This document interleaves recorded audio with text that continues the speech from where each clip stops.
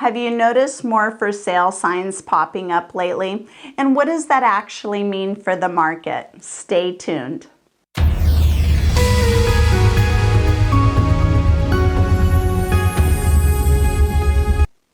Thanks for watching this week's video. I'm Shirley with Shirley's Real Estate Group, Giles Scott, servicing clients throughout the Puget Sound area for over 27 years. And this is the BS Real Estate Show, buying and selling real estate, that is. In my last video, we talked about what's happening with home prices. Today, we're taking that conversation a step further by looking at the bigger picture. Inventory, days on market, price cuts, and what experts expect next. So let's dive in. Inventory is continuing to grow. The latest October numbers confirm it and mark the 6th month in a row where active inventory across the country stayed above 1 million homes. Looking at the chart, you'll see a green box highlighting 2017, 18, and 19. We're now getting very close to those levels again, and we are finishing this year somewhere in that same range as those pre-pandemic years. This is important because we haven't had this much inventory in about 5 years. With mortgage rates starting to ease a bit and some of that rate lock effect beginning to thaw, we're finally seeing more homeowners willing to list. And as a result, inventory is rising, giving buyers more options than they've had in quite a few years. Homes are selling at a more normal pace right now. As of October, the median day on market nationally is 63 days, which puts us right back in line with the pre-COVID years when homes took a few months to go under contract. So yes, it's taking a little longer to sell a home compared to the frenzy of the last few years, but this pace is actually very normal. Many sellers still expect their home to fly off the market in the first week, and when it doesn't, they start to worry.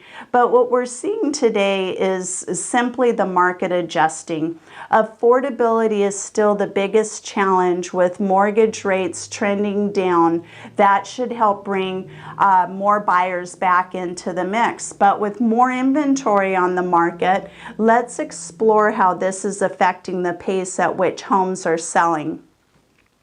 Not all markets are the same. Real estate has always been local, but right now it's more local than ever. When you narrow this down to the top 20 markets, you see that 13 of them have experienced slight depreciation, while the rest have seen modest price growth. This really shows how differently each market is performing. So if you know someone living in another city, their experience might look completely different from what we're seeing here. And that helps explain why the national story doesn't always match what's happening locally. Have you noticed any unique trends in your local market? I'd love to hear about them in the comments. Another trend we're seeing is the return of price cuts. In October, about 20% of all active listings nationwide had a price reduction, and depending on where you live, that number can be even higher. Take a look at states like Oregon at 27% or here in Washington at 22%. Those markets are seeing a large share of sellers adjusting their prices to meet today's buyers. So yes, price cuts have definitely made their way back into the market as sellers respond to a shifting demand and affordability challenges. Now let's look at what the major industry experts are forecasting for home prices in 2026. When you average all of them together, they're projecting just under 2% appreciation at 1.7%. Some people feel like prices are going to drop, but that's not what the majority of forecasters are predicting. For anyone thinking, I'm just going to wait for home prices to come down, here's something else to consider. Based on the latest home price expectation survey, if you bought a home priced at $400,000 in 2025, the projected value over the next 5 years would increase by about $61,000. This is simply what the data shows. A typical home following these forecasts would be worth roughly $60,000 more by 2030 than it is today. And I always ask the question, if you could go back 10 years and buy a home at the prices back then, would you do it? Almost everybody says absolutely.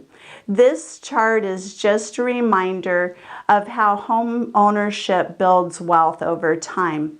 Remember, real estate is a long-term investment, and with the right strategy, you can make it work for you. So, question. What real estate topics are you most curious about right now? I'm answering one of the top search questions in the next episode. Let's connect. Drop your questions in the comments and I'll be sure to cover them in a future video. If you find this video helpful, don't forget to like and subscribe and share it with friends who are navigating the real estate market. Well, that's a wrap. I'll see you in the next video. Until then, keep dreaming big and aiming high.